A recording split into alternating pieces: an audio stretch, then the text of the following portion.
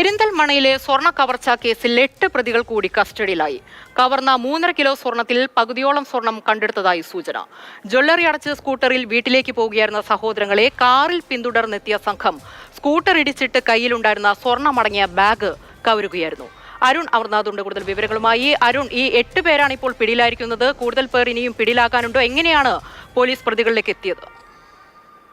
ഉമ്മൈബാൻ, അതായത് ആദ്യം 4 പേർ റിമാൻഡിലായിരുന്നു. ഈ റിമാൻഡിലായിരുന്ന പ്രതികളിൽ 2 പേരെ പോലീസ് കസ്റ്റഡിയിൽ വാങ്ങി ചോദ്യം ചെയ്തു. അതിൽ നിന്നാണ് ഇപ്പോൾ 8 പ്രതികളിലേക്ക് കൂടി പോലീസ് എത്തിയിരിക്കുന്നത്.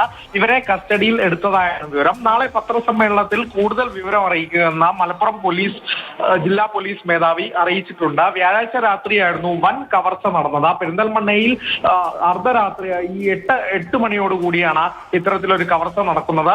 അതായത് ഈ സ്വർണ്ണ വ്യാപാരികളായ സഹോദരങ്ങൾ സ്കൂട്ടറിൽ യാത്ര ചെയ്യുമ്പോൾ ഈ സ്കൂട്ടറെ ഇടിച്ചു വീഴ്ത്തി ഇവരെ മർദ്ദിച്ച് പരിക്കേൽപ്പിച്ച ഈ സ്വർണവുമായി കടന്നു കളയുകയായിരുന്നു. 3.5 കിലോയോളം സ്വർണമാണ് ഇവർ കവർന്നത്. അതിൽ പകുതിയോളം സ്വർണവും കൂടി പോലീസ് പിടിച്ചെടുത്തതായാണ് ഇപ്പോൾ സൂചന ലഭിക്കുന്നത്. എന്തായാലും നിർണായകമായ ഒരു അന്വേഷണത്തിന്റെ ഘട്ടത്തിലേക്ക് പോലീസ് എത്തിയിരിക്കുന്നു.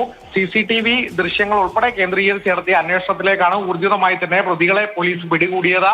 ഒപ്പം തന്നെ 8 പേരെ കൂടെ കസ്റ്റഡിയിൽ എടുത്തിരിക്കുന്നു എന്ന സുപ്രധാനമായ ഒരു വിവരമാണ് ഇപ്പോൾ എന്തായാലും പുറത്തു വരുന്നത്. നാളെ കൂടുതൽ വിശദാംശങ്ങൾ പോലീസ് വ്യക്തമാക്കുമെന്നാണ് അറിയിക്കുന്നത്. ഉമ്മൈബാൻ.